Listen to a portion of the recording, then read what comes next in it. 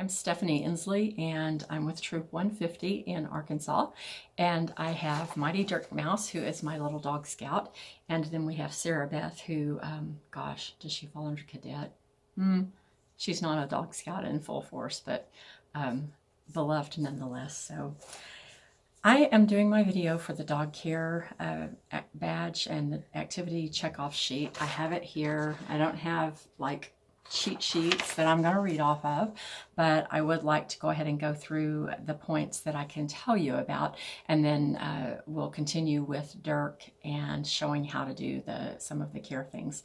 So I am to tell you what vaccinations are to be given for my dog and when they should be given. And so, gosh, I have a 9-year-old little scout right now, and so vaccines are a little bit different, but he started out with his puppy vaccines, which meant that he got his distemper parvo vaccine, distemper adenovirus, parvo, leptospirosis series when he was a puppy.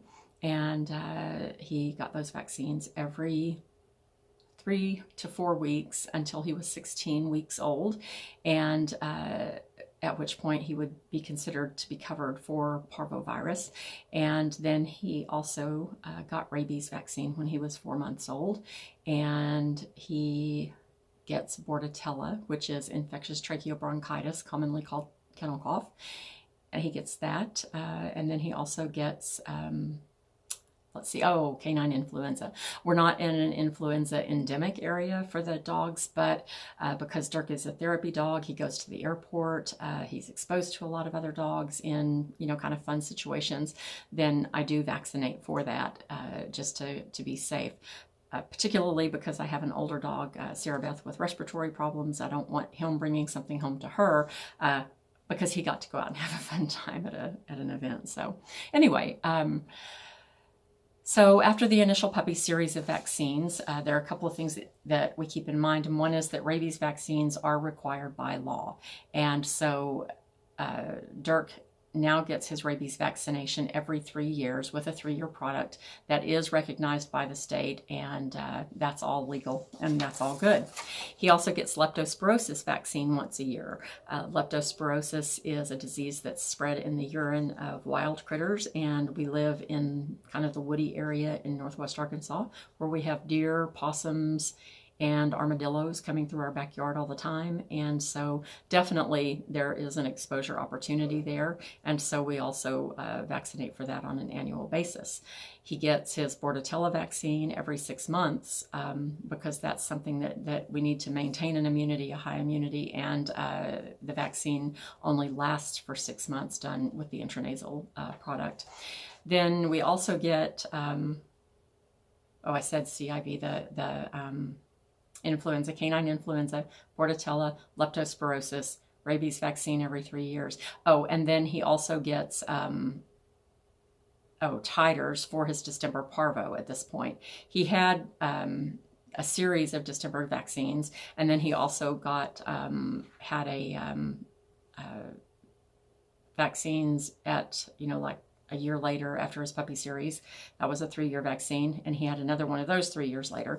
And after that, then I started doing a titer for him so that we can find out if he has antibodies that would help him fight parvo and distemper, so that we can continue the vaccines he needs, but if he's protected in those areas, then go ahead and stop that vaccination for the time being so that we're not over-vaccinating. There are other vaccines available, things like rattlesnake vaccine, and we don't live in the rattlesnake area, so we don't give that vaccine. And then we also have the possibility of Lyme vaccine, but we also don't feel like that's a really high risk for him based on our lifestyle, based on our geographic location, based on CDC reports of what we have in this area. So for the time being, he is not getting leptospirosis vaccine. The other thing that, so that kind of rolls the vaccines into give you an idea of what he gets. I know that regionally there are different things available, but for our area, for his lifestyle, for his risk factors, and legal possibilities with rabies, that's what he gets. So great, vaccines, done. an understanding of parasites, what they do to dogs and how to prevent and remove them. Wow. So parasites, inside the dog, outside the dog. We'll start with outside the dog. So one of the things that we can get are ear mites, and Dirk has never had those. Ear mites are commonly found in the younger dogs, and there are medications that can be used to clear those up. Very often puppies have them, but Dirk didn't. So I haven't had to worry about that with him, but I know it's a possibility. And if they get them, then definitely cleaning their bedding, anything that they could have shed them on. Not that they're going to reinfect because they're species specific, but by the same token, it's just, cleanliness. So ear mites, fleas. Fleas are a big issue. Fortunately, we are in an era where our dogs don't have to be dipped into chemicals, and we have flea prevention products. The importance of flea control is, for one thing, fleas are just nasty and itchy and cause skin problems. They suck the blood, and really in the worst case scenario, fleas can carry the plague. We've not had any plague cases here in our part of the country recently, but we know that that's a possibility, and because dogs travel hither and yon, then it always is a possibility. And so fleas, not letting those bite and not passing them, getting your house infested. And to address fleas, Dirk uses a product called NexGard, and it's a once a month flea and tick preventive.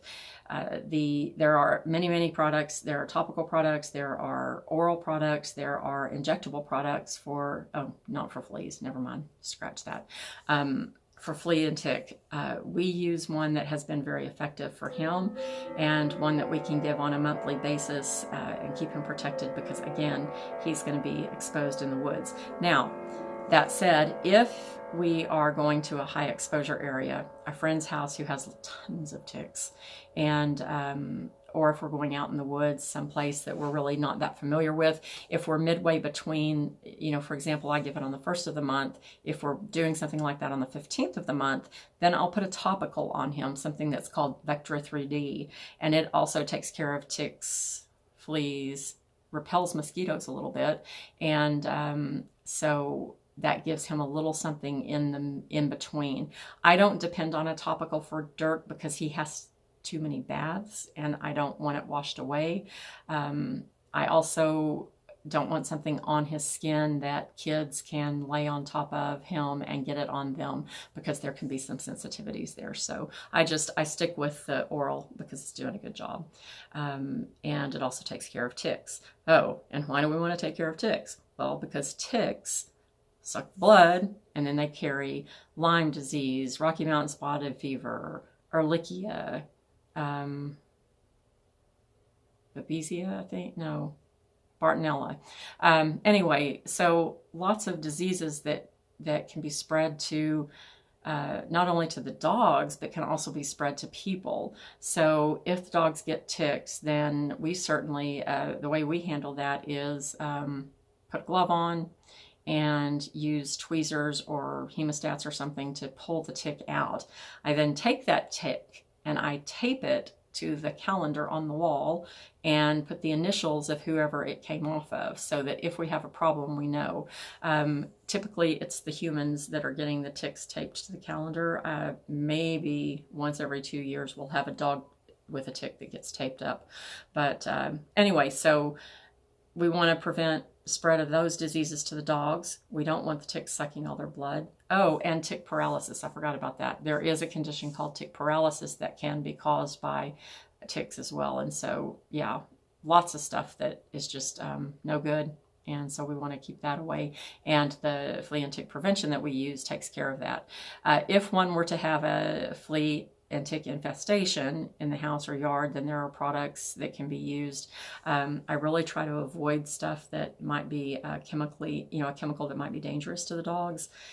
So using good preventive control and monitoring the situation as far as when I'm grooming the dogs, monitoring my husband and me so that we're not, bringing something in and passing it to the dogs, and we're not getting tick-borne diseases ourselves. So, okay, fleas, ticks.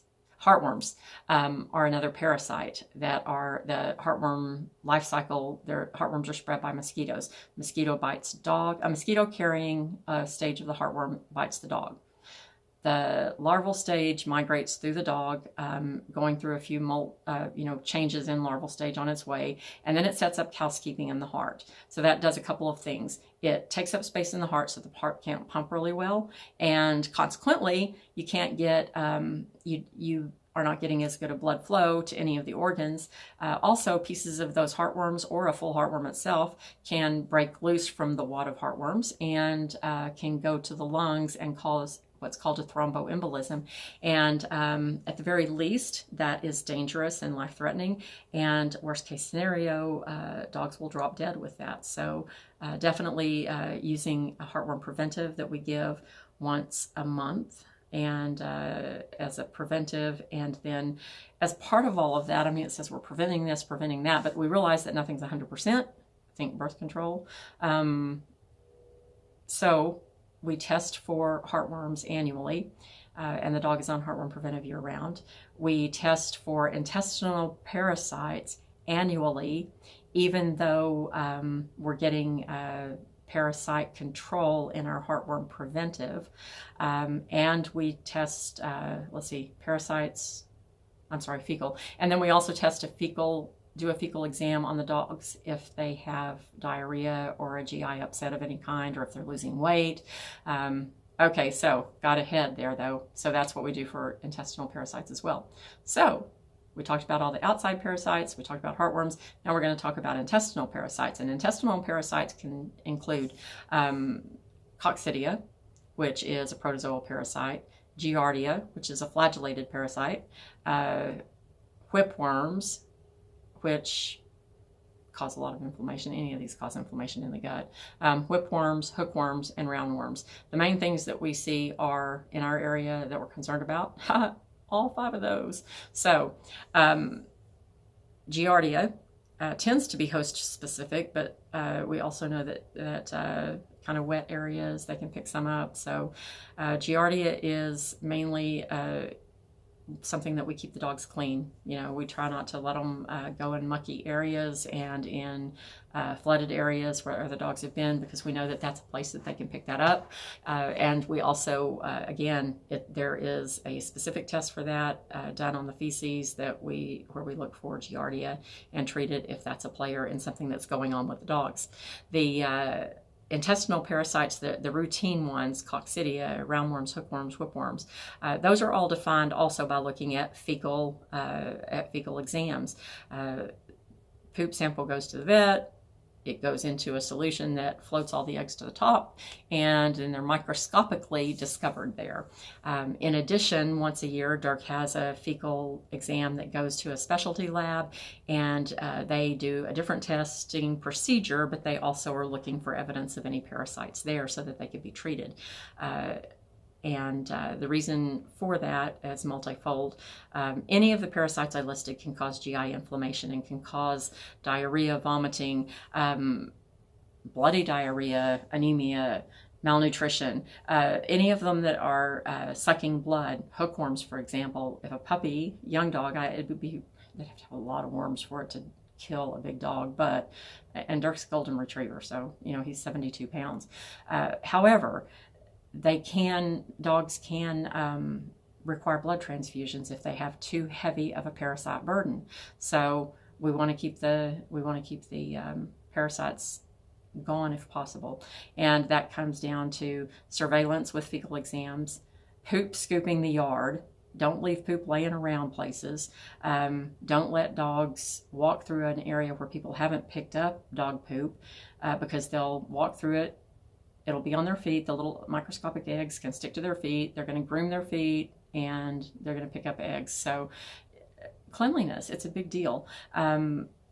If they get parasites, intestinal parasites, there are medications for that, ways to clean it up, looking at life cycle and how often you medicate. But by the same token, cleanliness is a biggie. The heartworm preventive that we give, the Heartgard Plus, has a pyrantel component in it, and that pyrantel is a dewormer. So they're getting a spot dewormer on a once a month basis. also, if anything shows up, then they're treated very aggressively and heavily for that so that we can clear that up. The roundworms and hookworms can migrate through. Children can get those, and we can have migration of parasites through broken skin and through lack of cleanliness. Again, kids mostly because they don't wash their hands real well always, and they're touching their face and doing everything, and they have little cuts on their hands, and they run barefoot through the poopy grass. So gosh, yeah, it gets back to cleanliness. And so parasites, not a problem now, could be a big problem if you don't pay attention. Let's see. Sorry, I have to check my activity checkoff sheet to know. Oh, proper nutrition. Wowza. Proper nutrition is like a huge debate. I looked at proper nutrition by looking at the dog and the age of the dog and the general condition of the dog. For example, when Dirk was a puppy, I picked a puppy food that was designed for giant breed dogs, that has the right mineral consistency, vitamins, calories, and fed that appropriately through his puppyhood, and then transitioned him to an adult food that again was designed for dogs that are moving into adulthood and may not need as many calories. So there are a lot of brands out there. Pet stores are scary places some days for me, but I look for a food that has testing behind it, and I tend to, I mean, if I'm going to a grocery store or a pet store to look for food, I'm looking for something like Purina, Hills, Royal Canin, Purina Pro Plan, I'm sure, oh, Eukanuba, IAMS Eukanuba. I'm looking for foods that have had some studies behind them, and foods that the manufacturers are in control of who's making it, and are and they have done studies feeding the foods. I know a real popular food in our area right now is, well, everywhere is Rachael Ray dog food. And okay, if you're watching this and you feed Rachael Ray, I'm not going to condemn you if your dog is doing well. But by the same token, you know, people have to understand that some of these foods that people design are maybe like that food is made over in Decatur, Arkansas. I mean, like 30 miles from here. It's made in a factory that makes all kinds of food. And so they make one recipe, and then they change out their labels and their bags and their recipe, and they make it for somebody else. And so I like to know that, like one time I opened Dirk's bag of food, and I've been feeding that for quite a while, and the food was a different color. And so I said, okay, called the company and said, the food is a different color. We looked at lot numbers from the ones I'd had before, from the food that I had just opened the bag. And they said they could trace back and say, we changed our source of potatoes at XYZ, and it's a different potato variety, and different potato varieties cook up differently. And that's why it had the change in color. It was ever so slight, but I just, you know, it was an oddity, and they could tell me where that change was made. So, yeah, I kind of like that, and I'm comfortable with that. There's an AAFCO food guidelines for animal nutrition, and major brands that feed and test according to those standards, I think, are a safe way to go. There are a lot of novelty foods or boutique foods out there right now, and a lot of people are feeding raw. And get on a Facebook group. Dirk is on a nationwide cancer study, the Golden Retriever Lifetime Study, and you talk about a debate, it's over food, and why aren't you feeding raw? And there are people who probably wouldn't sell me a dog if I tried to buy it. I haven't looked for a dog, but they wouldn't sell me a dog if they knew I was not going to feed raw food. But here's the kicker. Dirk is a therapy dog, again, makes a difference. He cannot eat raw food. I don't want to handle raw food because of the risks involved with E. coli and salmonella. And if he were to eat it and have any of it like on his hair or on his feet or something. Anyway, and a child, a cancer patient, picked up salmonella or E. coli from Dirk because he's eating raw food, then we have undone years of work and therapy, animals being introduced into hospitals. We have undermined the whole purpose of being there, and so we don't feed raw food, bottom line. So take it for what it is. That's my opinion. Oh, goodness. 3 good reasons for keeping hair between the pads of the feet trimmed. Oh, my. Oh, wait, I forgot. Proper nutrition and knows what edibles are not good for dogs. Edibles that are not good for dogs. Chocolate, onions, peach pits, any kind of pits. Oh, gosh, chocolate, onions, plants. Here in our area right now, there's a Taxus yew plant, Y-E-W, that grows in a lot of shrubs, or it's a shrub that grows really well and is in a lot of landscape areas. I have that plant out in front of my fence in the front yard, but I don't have any of that plant, although it grows really well. I don't have any of that plant anywhere that my dogs could come in contact with it. My dogs aren't puppies now, but they were when I moved. Dirk was when he came to me, was a puppy, and I don't want him eating. I don't want him eating something. I don't want any puppies that are visiting, like grand puppies or whatever. I don't want any puppies that are visiting to have something to chew on that could potentially kill them. So oleander, a lot of plants just make them sick, but yew and oleander, those will kill them before you can really get them treated. So we just stay away from those. Fatty foods can be really bad for dogs, can induce pancreatitis. If you've got a dog that's got an iron gut, wonderful. If you don't, then you quickly learn the things that are going to upset their stomachs. So Dirk is, he's a little lactose intolerant. When we go to Starbucks for a pup cup, it makes him really gassy. And so not only do I not want to take him somewhere after that, but I'm thinking, how comfortable can that be? So we just don't do it anymore. It's not that it's bad for all dogs. It just simply is, you got to know your own dog and feed the dog in front of you. I give my dogs also raw carrots, apples, pieces of potatoes, cucumbers, but I also am doing it within reason and not at a level that it would make them sick. So now, three good reasons to keep the hair between the pads of the feet trimmed. Okay, let's see. Number 1, because that acts like a Swiffer and picks up all the crud. So I don't want my dog Swiffering through a hospital, Swiffering through, wherever we are, and bringing all that nastiness into the house or spreading disease. But that aside, I want the feet trimmed up so that I can keep an eye on them and make sure that his nails are staying short enough. If the feet hairs are overgrown, it's really hard to see where the nails fall and how the foot rests. The other thing that you have to look at is that the foot stands like this, and if that's got a lot of hair and it's sprawling, there we go. I'm not good at camera stuff. Sprawling out where the pads are spread apart because of the hair between them, then that makes their stance a little off, and then they go to jump over something and they come down funky and do that.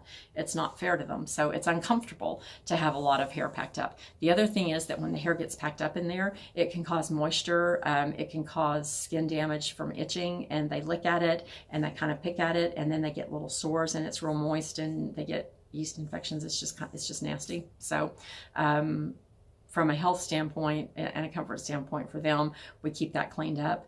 The other thing is that if they've got a lot of wads of hair in there, you can't see if there are ticks between their feet.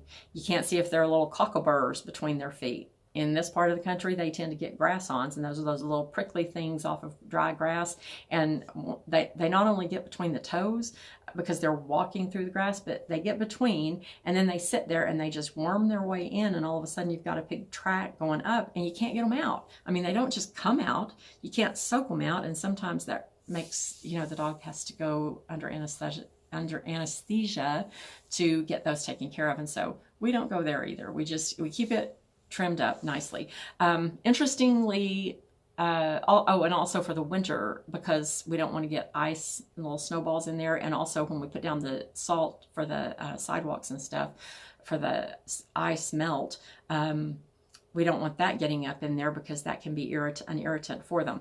I talked to a groomer who was teaching me how, I'm not very good at feed, but he was teaching me how to do Dirk's feed. And he said that when he lived in Arizona, because they had such hot temperatures there, that they left the foot hair long so that it acted as an insulation pad for the feet, or I'm sorry, for an insulation to go between the foot pads and the hot pavement. But it's hot here right now. I mean, the pavement temperatures right now are estimated to be about 138 degrees. And so here's how we do that. We walk on the grass, we walk at cool times of day, and if it's so stinking hot, then he has a pair of booties that have rubber grips on the bottom, and I just pull those on and put it on him because it's not comfortable to walk across a parking lot. If we're going into a hospital, we're not doing that right now because of COVID-19, but it's, but when we go and we're parking in, a faraway parking place and we have to go walk across a pavement, then I put the little booties on him, and that helps tremendously. And I don't have to worry about his feet getting burned, his pads, and because his hair is all nice and trimmed, they just slide right in the booties and he is perfectly fine. So I think that is, let me check. Oh yes, I believe everything else is a demonstration. And so I will get the boy here shortly, and we will be back with demos on how to do nail trims and ears and, let's see, maybe even brush his teeth. Okay, it's Stephanie, and we're back for part 2. This is our demonstration part of our activity checkoff list for the dog care and maintenance. And so I'm going to go through some things about brushing. There are a billion different kinds of brushes and combs you can have for a dog. I've got here what works best for Dirk, and we'll go through those together. Washing the feet and, oh yeah, what you think? A lot of fun stuff in there. For the ears, I'm going to use just a general ear cleaner. And because Dirk is a retriever breed that has ears that flop down and has moisture in them, and also because he has a lot of skin in there, or skin cells that fall off because of his genetic condition, I use a gentle ear cleaner. And we actually do this, about once a week, every other week at best. And anytime we do a bath, and what I do is I just fill that ear canal. The ear canal goes down and then it tips in. And so I'm just putting stuff in there. We're not sticking a bunch of things in the ear. If you can't reach it with your fingertip, you don't need to be touching it inside the ear. So I massage that, and then I use a very soft tissue, and I just use my finger. I wrap the tissue around my finger, and I go down, and I just rub out what part of the liquid I can get to. Sweet Pea, I need you to come this way. Thank you. He's on a non-skid surface, and so, but I don't like for his feet to be too close to the edge because he could fall, and that would not be good, because we like for him to like it. Well, he could get hurt, but I also want him to love his grooming and to get onto his grooming table without any qualms. So I'm going to go ahead and do this other ear too, so that they're both done, because this is his time of the week to have them done. And so you think, ooh, what's to clean in a dog's ears? But wow, look at that. I know, that's pretty funky, isn't it? Pretty funky stuff. Dirk has a condition called ichthyosis, and it means that his skin turnover happens about every 3 or 4 days instead of the average every 28 days. And so for some people that would make him an undesirable and unwanted dog, which is probably why I have him, one of the reasons I have him. But anyway, so that helps keep his ears nice and healthy, has a drying agent in it to keep his ears from holding moisture in there and getting yeast. And then, so that takes care of the ears. And then when it comes to the eyes, there are several things that you can do. The thing that you don't want to do is ever do anything that'll actually rub on the cornea itself. But some dogs will accumulate a lot of crud down in the corners of their eyes. And so you can just take a clean clean water and gauze or a tissue.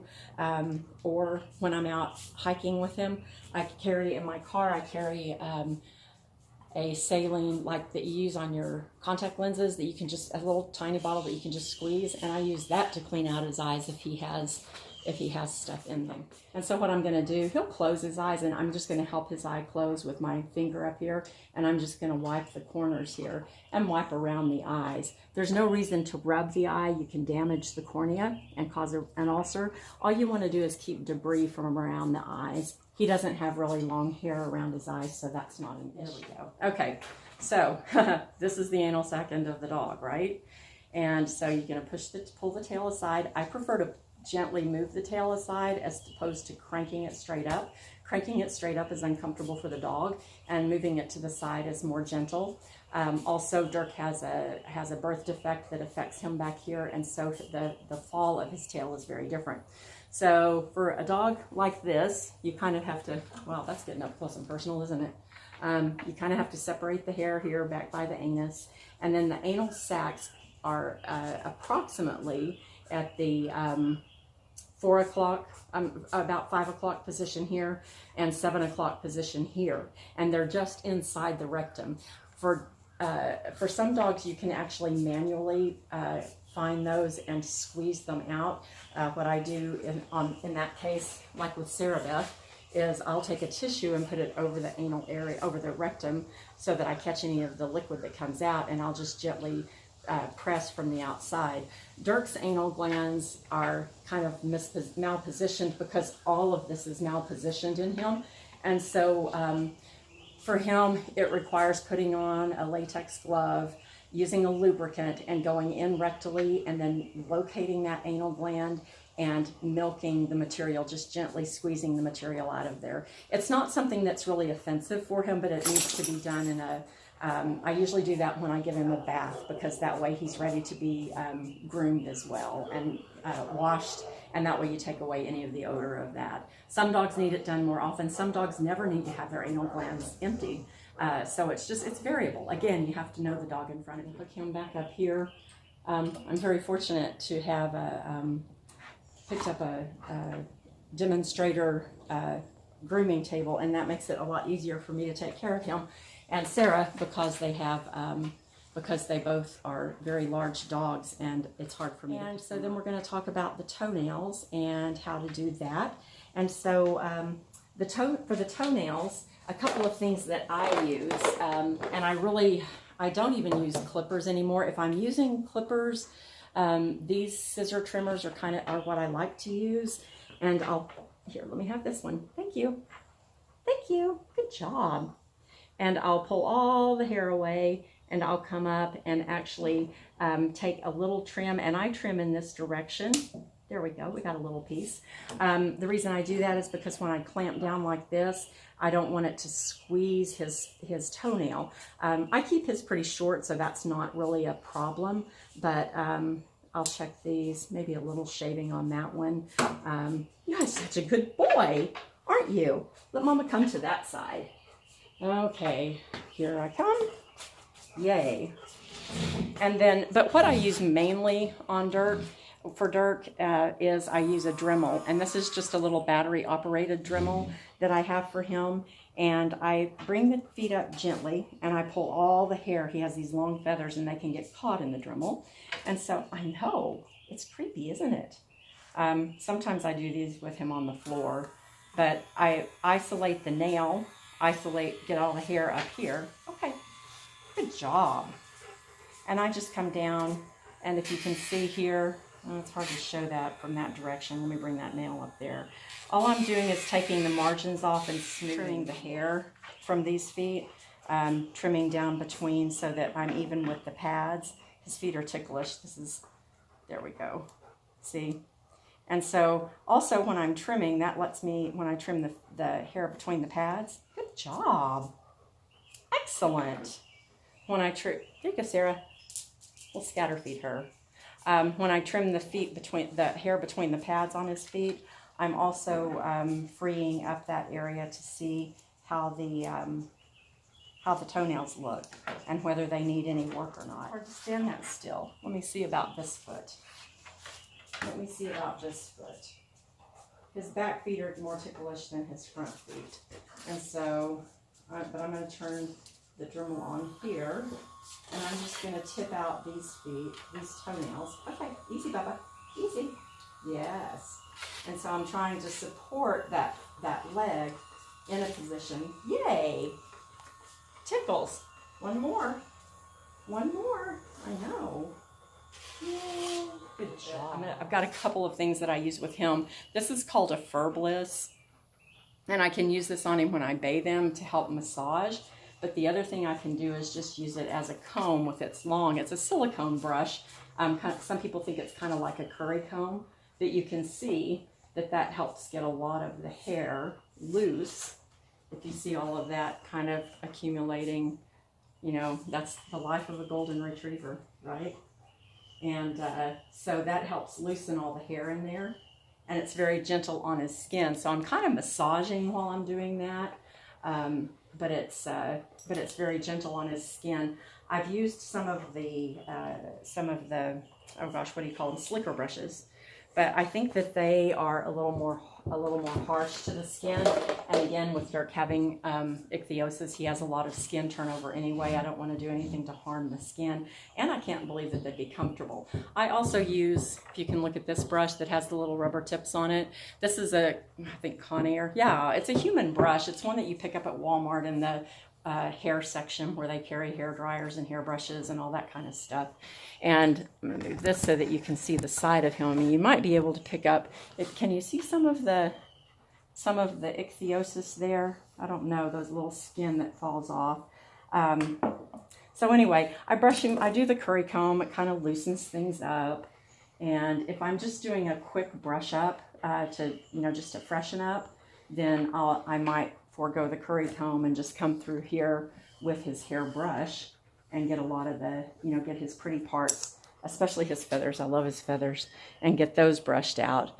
But most of the time when we're doing, when I'm brushing, I'm also taking a really fine tooth comb.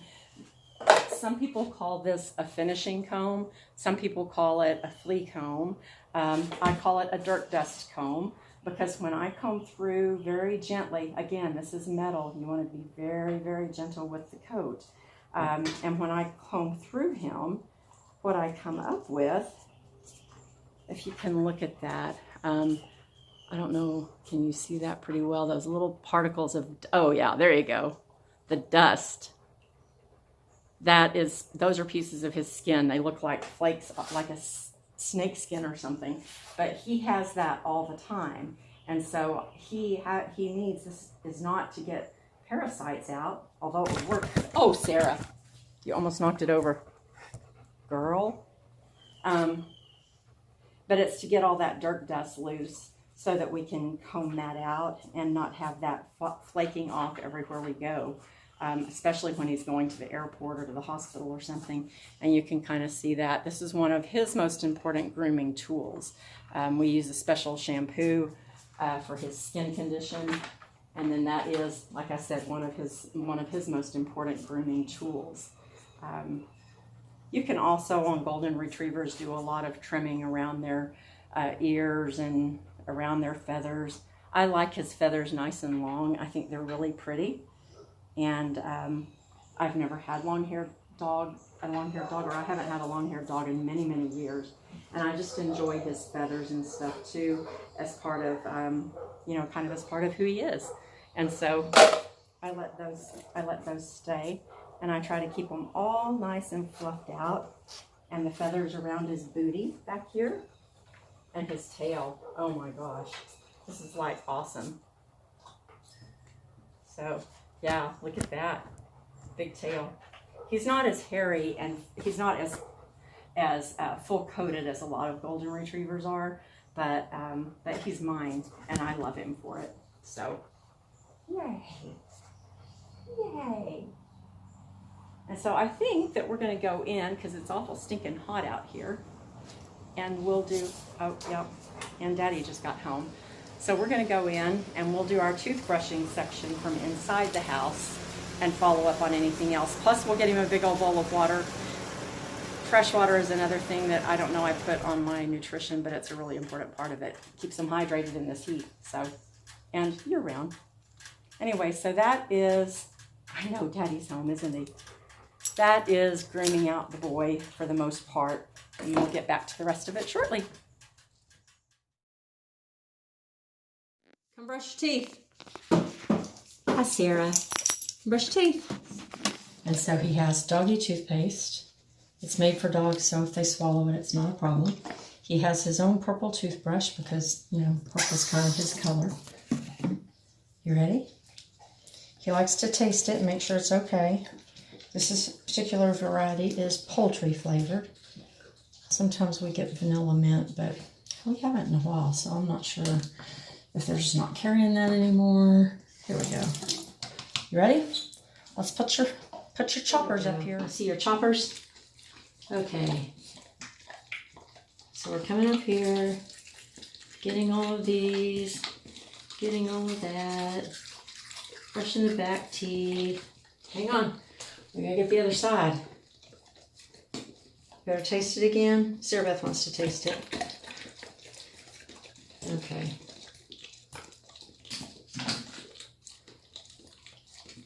Here. What? There you go. Get the fronts. Pearly white. Pearly white. There you go.